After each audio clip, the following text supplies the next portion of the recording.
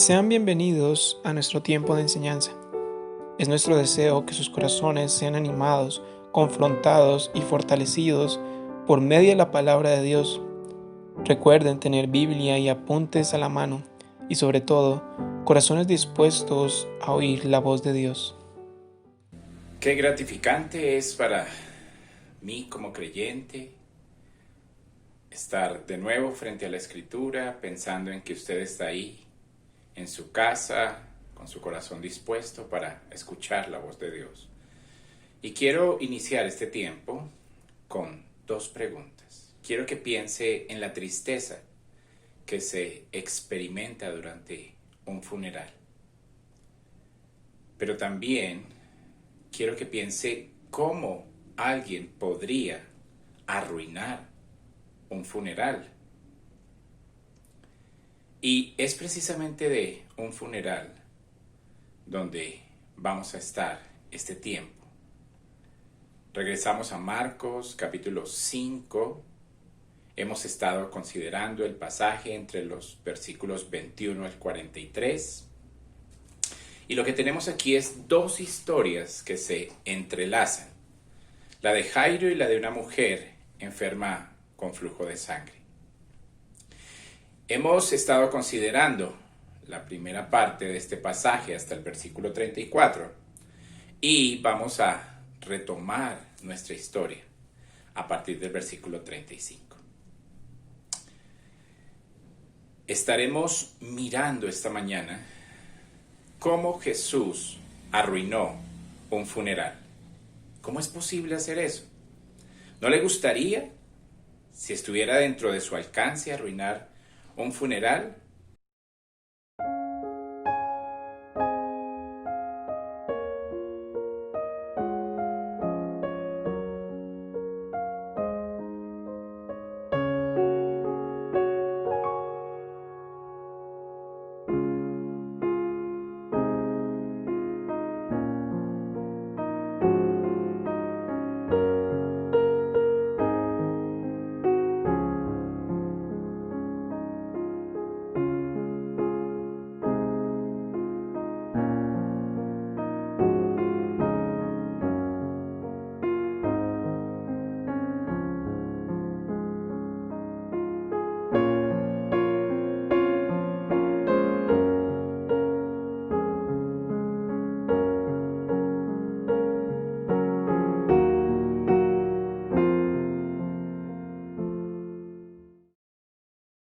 Pero ¿cómo lo hizo Jesús? Resucitando al muerto. Entendemos que los funerales son de las experiencias más tristes y desesperantes por las que atraviesa el ser humano. La Biblia dice claramente que el hombre está esclavizado por el temor a la muerte, y en Hebreos capítulo 2, verso 15. Y en Romanos 6 describe a cada hombre como un esclavo del pecado, y es debido a esa condición de esclavitud que vive con temor a la muerte. La muerte es el mayor de todos los temores. Si usted mira en Job capítulo 18, versículo 14, Job llama a la muerte el rey de los terrores. En el Salmo 55, versículos 4 y 5, podemos leer: mi corazón está angustiado dentro de mí, el horror me ha abrumado, el miedo y el temblor vienen sobre mí. ¿Por qué? Los terrores de la muerte han caído sobre mí. Todos en la raza humana entendemos el temor a la muerte. Y no basta sino con dar una mirada alrededor y ver cómo muchas personas están totalmente encerradas en su casa por el temor a morir por este virus que estamos enfrentando en la actualidad. Pero la pregunta es, debido a que este es un problema que aqueja a toda la humanidad, ¿alguien puede darnos la solución? ¿Alguien ha conquistado la muerte? Esa es la primera pregunta. Y la segunda, este que ha conquistado la muerte, ¿puede compartirnos, puede hacernos beneficiarios de su conquista? Hace muchos años, un hombre que estaba empezando a incursionar en lo espiritual, un científico llamado G.B. Harvey. Él dijo que cualquier religión debería dar respuesta por lo menos a dos preguntas básicas. Primero, esta religión enseña que se puede conquistar la muerte. Y en segundo lugar, si es posible conquistarla, eso me beneficia a mí. Y en búsqueda de la respuesta a esas preguntas, llegó al único personaje en la historia que ha vencido la muerte y ofrece esperanza para sus seguidores. Hablamos de Jesucristo. Es una realidad de que estas son dos preguntas básicas. ¿Alguien ha vencido la muerte y es posible que su triunfo se aplique a mi vida? Y vemos en los evangelios, los registros de Mateo, Marcos y Lucas y Juan, que Jesús declaró tener poder sobre la muerte. Juan empieza su evangelio diciéndonos que todo fue hecho por Él. Es decir, que Jesús creó todo lo que existe, lo que vive. También dice que en Jesús estaba la vida. Jesús mismo dijo, yo soy la verdad y la vida. Afirmó ser la resurrección y la vida. Declaró que su misión era venir a dar vida y una vida abundante. Dijo con claridad, el que cree en mí, aunque esté muerto, vivirá. Y hizo esta gran declaración, porque yo vivo, ustedes también vivirán. Y eso lo hizo hablando acerca de su victoria sobre la muerte, y en Juan capítulo 14, verso 19. Y de esa manera, él responde las dos preguntas que este científico dijo debería dar respuesta a cualquier religión para suplir su necesidad. Él ha conquistado la muerte y le da a los que creen en él la posibilidad de conquistarla. Entonces, este es un tema central, la conquista de la muerte. Jesús fue tan lejos en su ministerio como para decir ahí en Juan 2:19, destruye este cuerpo y en 3 días lo levantaré, y estaba hablando de su resurrección, y eso no se quedó como palabras vacías. En cada uno de los 4 evangelios, la historia concluye con la resurrección de Cristo.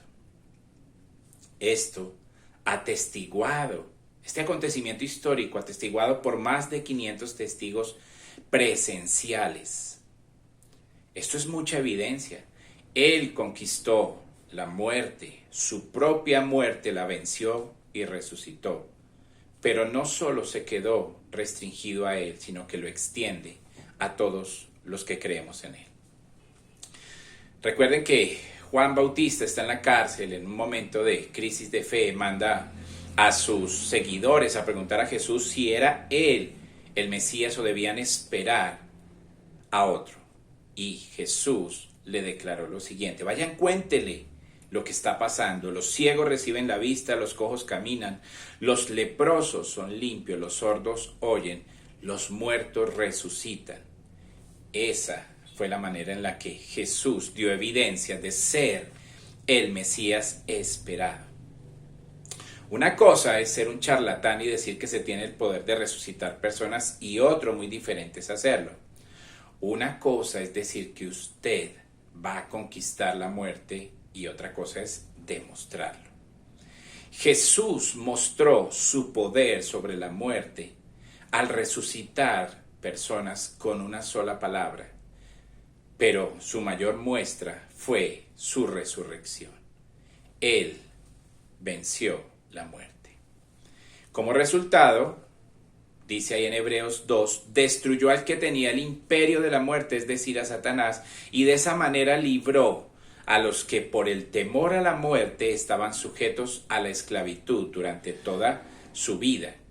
Y aquí en este pasaje de Marcos 5, que es una especie de culminación de una serie de historias que demuestran el poder de Jesús. Empezamos ahí en el capítulo 4 y Él demostró su poder sobre la creación. Agua, viento, son controlados con una sola orden. Y luego, en el capítulo 5 de Marcos, hace una demostración clara y certera de su dominio, de su poder para controlar los demonios. Con una sola orden expulsó miles de demonios de este hombre en la región de Gadara. Y en el estudio anterior estuvimos mirando el poder de Jesús sobre la enfermedad. Sanó a esta mujer enferma de flujo de sangre. Ningún líder religioso ha exhibido tal poder. Jesús realmente es único. Y ahora nos vamos a preparar para el acontecimiento en sí mismo. En Marcos, capítulo 21, Él ha sanado, como les he dicho, a esta mujer enferma de flujo de sangre. Y arrancamos en el versículo 21. Cuando Jesús había cruzado de nuevo en el bote, es decir, que estando en el lado este pasó al lado noreste del lago, cerca a la ciudad de Capernaum, desembarcó nuevamente. Después de calmar la tormenta y liberar a este hombre endemoniado, allí está esperando por él toda esta multitud a su alrededor y él se quedó allí en la orilla.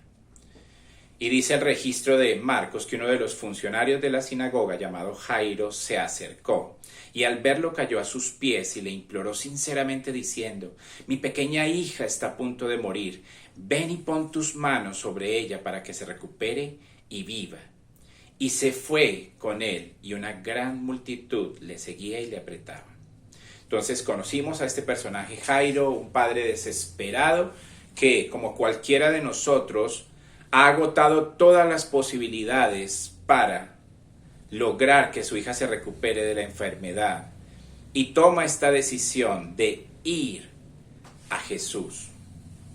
Él está profundamente agobiado. Es un padre desesperado con una hija moribunda. Recordemos, es el funcionario en la sinagoga y dijimos que era una especie de administrador encargado de cuidar las instalaciones, de administrar el servicio en sí mismo, aunque no era parte de escribas ni fariseos, pero ciertamente él rendía cuentas a este grupo religioso. Y sabemos cuál era la actitud de escribas y fariseos hacia Jesús: lo quieren muerto.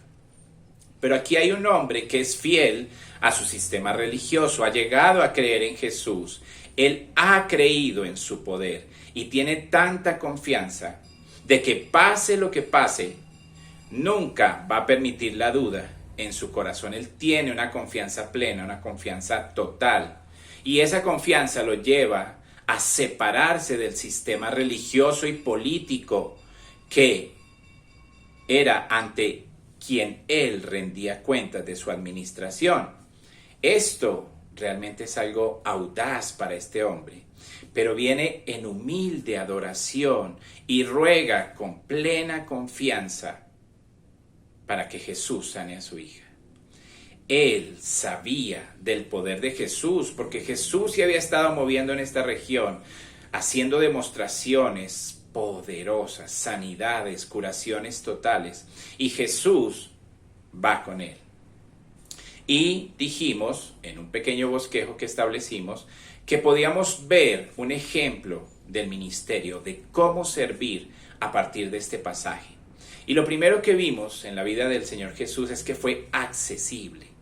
Él estuvo ahí junto a las multitudes todo el tiempo. Solo se apartó durante pequeños espacios para poder comer, tener algo de descanso, instruir a sus discípulos, pero también para tener comunión con su Padre. Él se mantuvo accesible a las multitudes, pero fue disponible para las personas. Y es lo que tenemos en segundo lugar, disponibilidad de parte del Señor Jesús. Ahí en el versículo 24, Jairo viene y Jesús va con él. No fue fácil llegar hasta la casa de Jairo, no por la distancia, sino por la multitud que le oprimía. Y estando en este proceso de ir a casa de Jairo, vimos la tercera actitud de Jesús, y es que era interrumpible. A Jesús se le podía interrumpir. Este era un asunto importante, pero camino a esa casa viene esta mujer enferma por 12 años y vimos detalladamente la historia. Jesús sana instantáneamente a esta mujer, y no solo sanó su azote físico, no solo fue sana de su enfermedad, pero esta mujer fue salva. Lo estuvimos mirando, y de esa manera Jesús es indetenible. Él, con el conocimiento pleno y total de las cosas, sabe que no ha terminado con esta mujer y avanza hasta lograr su propósito. En el versículo 34 dijimos que la llama hija, y su fe, la fe de esta mujer, la lleva a el estatus de ser hecha hija de Dios, a alcanzar la paz de quien solamente, la paz que solo está disponible para aquel que se ha reconciliado con Dios. Ella fue sana de su enfermedad, fue liberada de todo este peso social de separación, de ser declarada inmunda también, pero lo más importante, fue liberada de su pecado. Entonces dijimos que Jesús es indetenible, es imparable cuando empieza un propósito. Nada lo frustra para traer a sus hijos a su reino. Como dijimos, este fue un llamado efectivo a la salvación. Él conoce sus ovejas y las llama por su nombre. Ahora, en el versículo 35 nos dice que Jesús está hablando con la mujer y con la multitud, y tal vez les está instruyendo. No sabemos exactamente de qué se trató la conversación, pero cuando termina con esta mujer, él retorna en su movimiento hacia la casa de Jairo, que estaba, imagínense ustedes cómo estaba él, en una ansiedad total. Él tal vez quería empujar de alguna manera a Jesús para que siguieran en su camino a casa, pero aquí está esa multitud que lo oprime, que lo aplasta. Y en el versículo 35 aparecen unos mensajeros. Esa palabra ellos implica pluralidad. Vinieron de la casa del funcionario de la sinagoga dirigiéndose a Jairo, tu hija ha muerto. La demora de Jesús ha resultado mortal. En casa, ¿sabían que Jesús iba a buscar a Jairo? Sí. Él le contó a su esposa, a su familia y amigos, pero Jesús se ha tardado demasiado y ahora su hija está muerta. Estas son personas que han visto el poder milagroso de Jesús, pero tal vez tenían dudas de que pudiera resucitar a los muertos. Como dijimos, Jairo nunca tuvo duda y él creyó que aun si estuviera muerta, él la resucitaría. Y la implicación aquí es que Jesús ha estado perdiendo su tiempo. Esa es la implicación de parte de los mensajeros. Estos mensajeros, sus familiares, sus amigos, no creían en Jesús. Ellos pensaban, ¿cómo es posible que Jesús trate así a Jairo siendo una persona tan importante? Ellos pensaron que tal vez Jesús no entendía la importancia de este hombre en la región. Ellos estaban acostumbrados que Jairo simplemente decía algo y todo el mundo corría para satisfacer lo que quería Jairo. Jesús nunca demostró favoritismo, nunca consideró más importante una persona por su posición o condición económica, y eso es un mensaje muy fuerte para nosotros. Y aquí estas personas piensan que él ha estado perdiendo su tiempo. Si se hubieran enterado de la historia de la mujer y cómo esto retrasó a Jesús, ellos seguramente pensarían que Jesús no sabe distinguir entre una persona importante y una persona común. Pero eso no fue lo más importante en el ministerio de Jesús. Estas personas, los mensajeros, los familiares en casa de Jairo y sus amigos no creían en Jesús. ¿Por qué lo sabemos? Por su actitud burlona que vamos a encontrar más adelante. Ahora note que estas personas se refirieron a Jesús como maestro.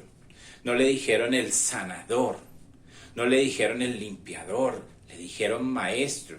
Porque ellos entendieron que principalmente la labor de Jesús fue una labor de enseñanza. Los milagros simplemente fue la manera en la que Dios demostró el origen divino del mensajero. Fue así con Jesús, fue así con los discípulos, con los apóstoles, a quien luego Jesús va a enviar. Pero aquí están ellos diciéndole, es demasiado tarde, no molestes al maestro, tu hija ha muerto. Entonces aquí está Jesús en medio de esta multitud. Llegan estos mensajeros de casa, desde la casa de Jairo, y le voy a dar un quinto punto. Jesús es inalterable.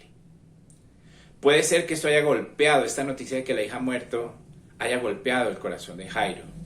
Pero lo que podemos entender es que Jesús siguió inalterable, no porque no le importara, sino porque él sabía exactamente que está dentro de la voluntad de Dios. Él sabe que todas estas cosas siguen el curso de Dios y por eso no se altera. Versículo 36. Pero Jesús, escuchando lo que se le decía a Jairo, esto de que la niña está muerta y no hay razón para molestarlo, le dijo al funcionario de la sinagoga, dice el versículo 36. Aquí se lo voy a decir de manera literal, como está en el griego, deja de temer, sigue creyendo. Deja de temer, Jairo, sigue creyendo. Eso es la idea de deje su miedo, aférrese a su fe. Y hay hermosas exhortaciones en la Escritura acerca de esto. Me encanta el Salmo 27. Jehová es mi luz y mi salvación. ¿De quién temeré? Jehová es la fortaleza de mi vida. ¿De quién he de atemorizarme? Lo encontramos también en Jeremías 1:8, donde dice, no tengas temor ante ellos porque yo estoy contigo para librarte, declara el Señor.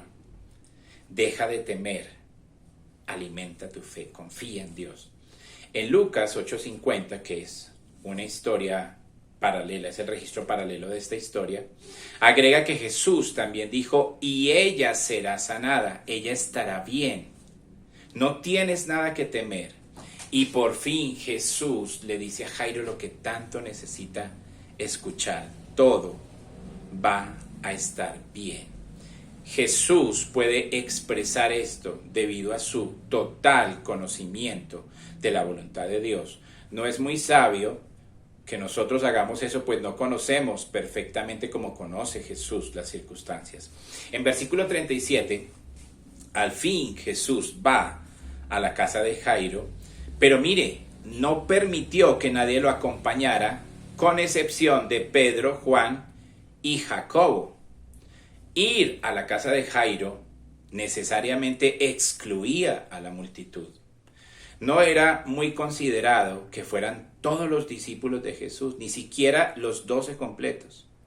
Jesús solamente llevó a Juan, Jacobo, su hermano, y a Pedro. Si usted mira, ellos fueron 3 de los 4 primeros apóstoles que Jesús llamó. Él llamó a Juan y a Jacobo, que eran hermanos, y llamó a Pedro y a Andrés, que eran hermanos. Pero simplemente Andrés no fue incluido dentro de este círculo íntimo. Ahora, esto no fue para darles un tratamiento especial. Ustedes en el registro de los evangelios ven palabras muy fuertes que Jesús le dio a Pedro, que le dio a Juan y a Jacobo. Entonces no fue una rosca, no fue un grupito, simplemente fue intimidad necesaria para cumplir un propósito de enseñanza, de preparación. Ellos no fueron el final, ellos fueron el conducto mediante el cual esas experiencias íntimas fueron transmitidas a los otros 9. Es importante para un líder entender esto. Debemos concentrarnos en grupos pequeños. Y aquí podemos llegar a pensar que si Jesús tomó a 3, ese sería un buen número para considerar, para tener intimidad. Y si usted mira de aquí en adelante en el ministerio de Jesús, esta fue una constante. Juan, Jacobo y Pedro están constantemente. Jesús deja a los demás y los lleva a ellos. Recuerde, los registros de los evangelios son sinópticos, son resúmenes de las circunstancias.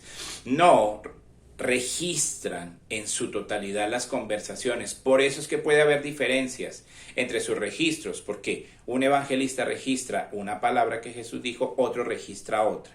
No son contradicciones, son complemento de las historias. Lo que podemos asumir es que Jesús, en el proceso de sanar a la mujer, desde que Jairo llegó a buscarlo hasta que llegó a su casa, pasaron horas.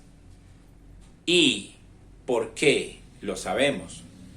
Porque cuando llegaron a casa hay una conmoción total, la gente está gritando descontrolada. Y aquí quiero hacerle la segunda pregunta.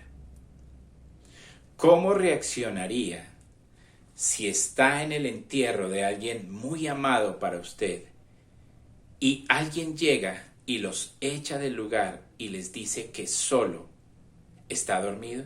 ¿Cómo reaccionaría usted?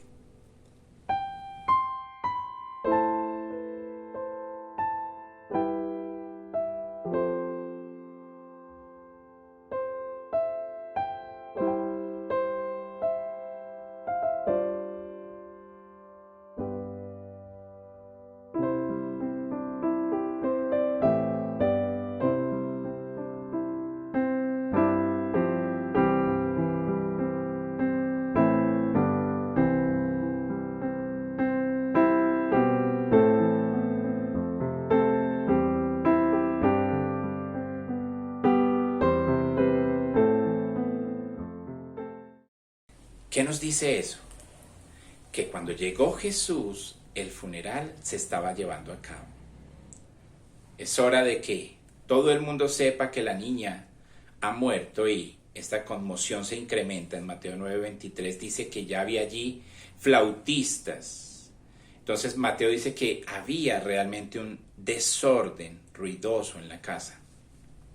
Ahora vamos a aclarar que los funerales en Occidente son completamente diferentes a los funerales en Oriente. Nunca he asistido a un funeral con tanto ruido, tantos gritos, tantas cosas. Al contrario, en nuestra cultura el dolor se expresa con silencio, con una situación suave, ahí hablando todos con murmullos. Pero no fue así en el Oriente y ni siquiera hoy lo manejan de esa manera. Entonces vamos a tratar de entender estos componentes rápidamente. En primer lugar, en medio de un sepelio, de un entierro, usted expresa su dolor a gritos. Gritar en voz alta, llorar, rasgar su ropa. Uno trata de ponerse ropita bien para ir al entierro, pero si usted sabe que va a romper su ropa, no va a llevar lo mejor que tiene. Y ellos están con esas tradiciones. Debe haber lágrimas y usted debe romper su ropa junto a su corazón. Obviamente, si es una mujer, lo va a romper en un lugar poco más distante, pero finalmente cerca al corazón. En segundo lugar, debía haber la presencia de llorones profesionales, los endechadores, que están ahí para gritar, aullar. Ellos lamentarían estruendosamente para lograr que los demás estén llorando. Entonces, el dolor en un funeral en Oriente fue magnificado, fue aumentado. No fue algo que se hizo silenciosamente. Y en tercer lugar, la presencia de flautistas. Era muy común estos instrumentos musicales, las flautas, y están ahí y cada uno está tocando una partitura diferente, lo cual nos parecería más bien el ensayo para un concierto que un funeral. el más pobre de los israelitas debía tener al menos 2 flautistas y contratar una de estas lloronas. Eso fue parte del mundo antiguo. Y aquí entra Jesús, a pesar de todo este caos, a pesar de la inquietud en el corazón de Jairo, entra y está totalmente inalterable, tranquilo. Versículo 39, y entrando les dijo, ¿por qué alborotar y llorar? ¿Por qué hacer una conmoción como esta y llorar? La niña no está muerta, solo duerme. El registro de Lucas dice que Jesús les dijo, dejen de llorar, ¿por qué lloran? Y hacen esta conmoción, carece de sentido. Mateo agrega que él les dio la orden de salir, deben salir, un lenguaje muy fuerte de parte del Señor. Y recordemos como un paralelo que Pedro hizo exactamente lo mismo cuando resucitó a Dorcas o a Tabita ahí en el libro de los Hechos. Entonces Jesús les está diciendo, este no es un momento para estar gritando y aullando. Y de nuevo vemos esa autoridad majestuosa que exhibió Cristo durante su vida. Él les dice, fuera. Literalmente la palabra aquí es retrocede, retírate. El funeral ha terminado. Es sorprendente, se imagina, la gente pudo haberse sentido agredida, ofendida. Ellos simplemente están haciendo lo que es normal en su cultura. Y luego el Señor les dice, ¿por qué les da esta orden? La niña no ha muerto, está dormida. Y aquí Jesús redefine la muerte. Él nos presenta la muerte como un estado temporal, usando una analogía, la analogía del sueño. El sueño es una desconexión temporal. Usted no está conversando, no está interactuando, está desconectado. Duerme, pero al día siguiente se va a despertar, lo que implica que es algo temporal. Ellos, las personas aquí en esta casa, no entienden lo que está pasando, nunca han visto una resurrección. Jesús no ha resucitado a nadie hasta esta altura de su ministerio. Y ahora Él está diciendo algo que nunca habían escuchado. Se refiere a la muerte como un sueño o un estado temporal. De hecho, si usted mira, esa fue la misma manera a partir de este evento que los discípulos se refirieron a la muerte. Pablo lo hace en 1 Tesalonicenses capítulo 4 versículos 13 y 14, hablando de los que duermen y serán resucitados en el rapto. Dios nos resucitará, pero siempre la resurrección habla del cuerpo. Para nosotros como creyentes, simplemente es un dormir del cuerpo mientras el alma está presente inmediatamente al Señor. Dice Pablo, estar ausente del cuerpo es estar presente al Señor, lo cual es muchísimo mejor. Y aquí quiero detenerme para decirle algo. Si usted todavía tiene temor a la muerte, si no experimenta que la muerte simplemente, si no entiende que la muerte simplemente es un estado temporal del cuerpo, debe confiar en Jesús. Estos son momentos de crisis, de dolor, de temor, de personas que están muriendo a nuestro alrededor, y nosotros debemos enfrentar la muerte de la manera correcta. Pero aquí quiero decirle algo, solamente hay una forma de enfrentar la muerte, y es confiando en aquel que la venció, creyendo que Jesús murió como el pago por nuestros pecados, como un sustituto para darnos la vida eterna como un regalo, y creer en la promesa de que un día nos resucitará. Debido a esta verdad, entonces, para cada creyente la muerte simplemente es la liberación del alma y va a la presencia de Dios, mientras que el cuerpo reposa, duerme, ¿hasta cuándo? Hasta el día en que, por la orden de Jesús, resucite. Así la muerte, para nosotros, es descrita como dormir. Y siempre se refiere al cuerpo, recuerde, y es algo temporal. La reacción, como les dije antes, de los dolientes, de los familiares y amigos, por las palabras de Jesús nos demuestran que no creían en Él, no tenían ni siquiera respeto, empezaron a burlarse, dice el versículo 40. Lucas agrega, sabiendo que ella había muerto. Era obvia la risa de estas personas. Han transcurrido algunas horas, la niña ya está tomando el color natural de la muerte. Ellos son testigos de que realmente ha muerto. ¿Y tú nos vienes a decir que solamente está dormida? Nosotros la hemos visto muerta. Jesús no reaccionó positivamente ante sus burlas, los expulsó a todos. ¿Se acuerdan? Ya en Mateo nos dice que les había dicho que se fueran, aún están aquí y de nuevo Él los expulsa. Esto nos recuerda un poco de la limpieza del templo. Y de nuevo aquí está la autoridad de Jesús y vació simplemente el lugar.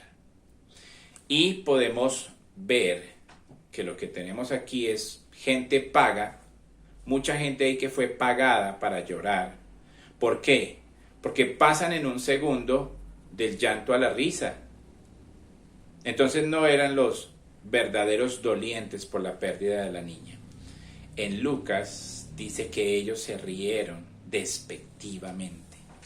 ¿No es esa la misma actitud del mundo hoy en día? Cuando en medio de todas estas circunstancias y tratando de darles esperanza, se ríen de nosotros.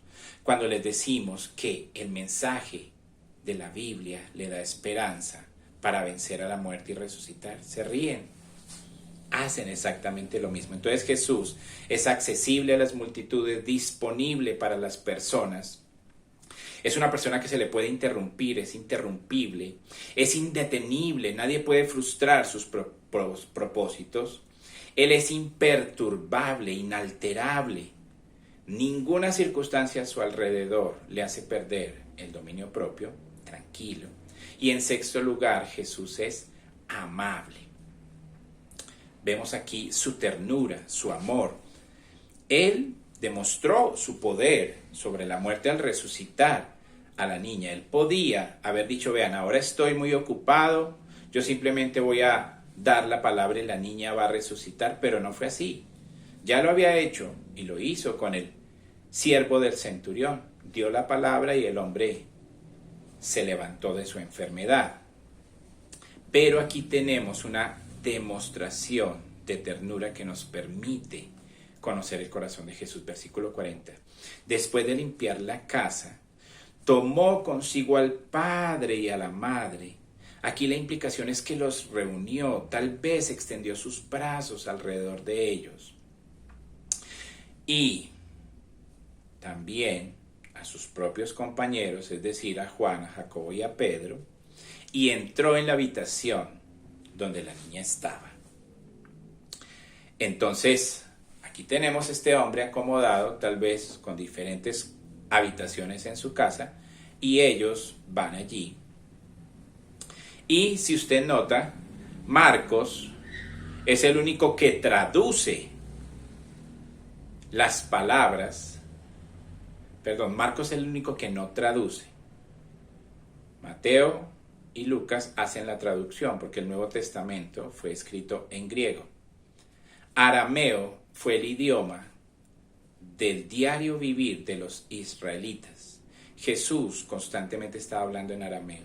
Entonces Marcos nos dice que Jesús le dice a la niña Talita Cumi, que traducido significa niña, te digo, levántate. Talita es como referirse a un niño, a un joven corderito, a un corderito pequeño.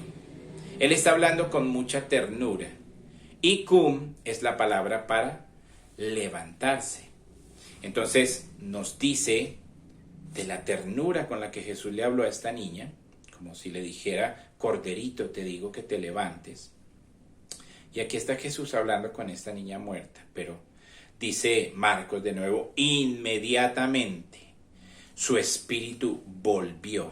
Está viva, respira, se mueve. El espíritu y el alma regresaron a la niña. Y esto es fascinante. Inmediatamente la niña se levantó y empezó a caminar. Sin terapias, sin un proceso de recuperación. Y recordemos, ha estado enferma y esta enfermedad la ha llevado a la muerte, la ha debilitado, hasta el punto de morir, pero aquí está ella restaurada completamente. Este fue un milagro totalmente creativo. Jesús le dio a ella órganos nuevos, funcionales, totalmente saludable. Ella no solamente caminó, la implicación aquí, la palabra, es que se movió por todas partes. Y aquí, si Jesús simplemente hubiera dado una palabra para que la niña resucitara, nos hubiéramos perdido este aspecto del Señor, de su amabilidad. Fue amoroso. No tendríamos este cuadro de la ternura de Jesús aquí. Y, en séptimo lugar, Jesús fue caritativo. Eso significa que fue amable. Él empatizó con las personas a su alrededor, pudo sentir su dolor, él fue sensible. Mire el versículo 43. Se le debe dar algo para comer. Claro, esto fue un milagro, la niña volvió a la vida, pero ella sigue siendo un ser humano con unas necesidades físicas que satisfacer. Tal vez durante su proceso de enfermedad comía muy poco. Y aquí está Jesús entendiendo esta necesidad de la niña. Tal vez los papás están felices, están dando saltos, mucha gente ahí alrededor suyo, los sirvientes ahí de la casa, esos mensajeros, están ahí sorprendidos, están abrazándose y no han tenido tiempo de considerar su necesidad. Y veamos la reacción de ellos en el versículo 42. Dice que inmediatamente quedaron completamente asombrados. Están perplejos por este milagro que el Señor ha hecho. ¿Y por qué? Porque la niña está totalmente saludable, recuperada. Vuelvo y les digo, aquí no hubo involucrado terapia. Aquí hay asombro, incluidos los padres. Y aquí todavía pensando en esa caridad, en esa amabilidad del Señor Jesús, Él les da estas órdenes estrictas. Versículo 43. No hablen a nadie acerca de esto. No lo digan a nadie. Eso se está convirtiendo en un hábito, ¿verdad? Está ahí en Marcos 1.25, en Marcos 1.34, Marcos 1.44, en Marcos 3.12, en el capítulo 7, verso 36, en el capítulo 8, verso 26, en 8.30, en 9.9. Pero la pregunta es, ¿por qué lo hace? Definitivamente todo este acontecimiento ha fortalecido la fe de Jairo, ha fortalecido la fe de Pedro, Juan y Jacobo. Esto los ha vitalizado como creyentes. ¿Y por qué no contarlo? ¿Por qué no difundirlo? Porque esta orden explícita, no lo hagan. Pero jamás nos dice el por qué. Usted va a ver que cada vez que Jesús en el Nuevo Testamento dio esta orden, nunca dio explicación, solo podemos especular. Tal vez Jesús no quería que la expectativa mesiánica presente en la nación terminara con todos estos eventos, con la multitud tratando de apoderarse para hacerle rey, como registra ahí Juan en el capítulo 5. Tal vez no quería que toda esta popularidad de Jesús llevara a sus contradictores a planear su muerte, a apresurarla. Jesús moriría en el momento, en el lugar, a la manera de Dios. Eso podemos pensarlo, pero finalmente creemos que lo que hay de base aquí es que a esta altura el mensaje no está completo. Este es tiempo no para proclamar, sino para escuchar el mensaje, para ver al mensajero y considerar las evidencias. Solamente el mensaje estará completo en la cruz. Solamente habrá un mensaje completo con la resurrección. Y la cruz aquí está unos cuantos meses. Y entonces la gente podría entender completamente su misión. Hasta aquí las personas pueden arrepentirse y ser salvas al poner su confianza en Él, como cualquier creyente del Antiguo Testamento. Pero el mensaje que se va a proclamar en el futuro es el mensaje completo que exige, que está en el centro, la cruz de ese mensaje. Sí, Él ha hecho milagros, pero es mucho más que un milagrero. Él es el mejor maestro de todos los tiempos, pero es mucho más que eso. Él es el Santo de Dios, el Hijo de Dios, pero con afirmar eso todavía no se entiende completamente cuál es su misión, y eso solamente se debe comprender a la luz de la cruz, se puede comprender allí, porque es en la cruz donde Jesús realmente se revela como el Redentor y el Salvador del mundo, como un sustituto por sus pecados y los míos. Allí es que realmente puede ver al Hijo de Dios. Es por eso que solamente hasta el final del Evangelio de Marcos, en el capítulo 16, este centurión frente a la cruz dice, verdaderamente este era el Hijo de Dios, cuando lo ve morir en la cruz. La historia debe estar completa y solo estará completa con la cruz. Por eso, todavía no se debe proclamar, pero cuando Jesús muere y resucita, ¿cuál es la instrucción que da Jesús? Vayan por todo el mundo y prediquen el Evangelio en todas las naciones. Ahí está completo el mensaje del Evangelio. Alguien podría ver a Jesús simplemente como un exorcista, un sanador, alguien que hace señales extraordinarias, tiene poder sobre la enfermedad, sobre la naturaleza y aún poder sobre la muerte. Pero solamente se puede entender como aquel que vence el pecado en la cruz. Solo en la cruz lo vemos como nuestro sustituto y nuestro Salvador y Redentor, como aquel que ofrece una obra que satisface las demandas de la justicia del Padre. Y el Padre demuestra su aprobación, el Padre demuestra su satisfacción por la obra de Cristo, resucitándole y llevándole de nuevo a la gloria. Solamente en la resurrección, después de la cruz, Jesús no solamente tiene el poder para devolver temporalmente la vida a la niña, sino, y esto es lo más grandioso, dar vida eterna al alma de cualquier pecador que cree en él por la fe. La cruz es el centro, por eso es que Pablo dice ahí en 1 Corintios 2:2 que él se ha propuesto no saber nada más y no predicar ninguna otra cosa que a Cristo y a este crucificado. Esa es nuestra predicación. Entonces, tenemos aquí un doble efecto en estas consideraciones. Es muy hermoso saber que Jesús es asequible, disponible, interrumpible, indetenible, imperturbable, amable o caritativo, y ver eso como un ejemplo para nuestro ministerio. Pero un ejemplo de cómo Él nos amó y se entregó en servicio a nosotros.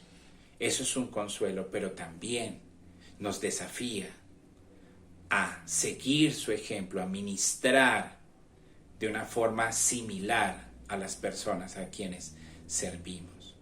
¿Cuál es el acto supremo de su amor, de su caridad, de su amabilidad, de todas estas cosas? Su amor sacrificial. Él se entregó a sí mismo por nosotros.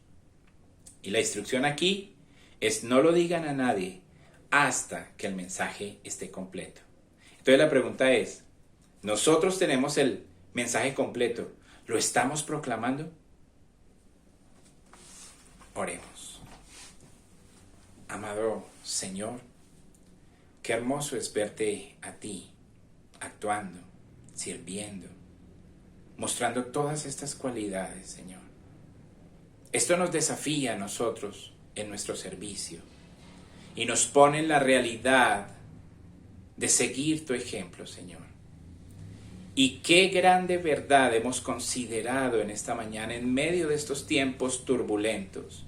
Tú venciste la muerte y nos ofreces la victoria sobre la muerte, la resurrección de nuestros cuerpos por la fe en ti, en tu obra, en tu poder. Gracias, porque como hemos dicho muchas veces, aunque el mundo teme, para nosotros la muerte es el sueño temporal del cuerpo que un día será despertado cuando tú des la orden y vengas por nosotros. Te alabamos por toda la esperanza que esto da a nuestros corazones. En el glorioso y precioso nombre de nuestro Salvador Jesús. Amén.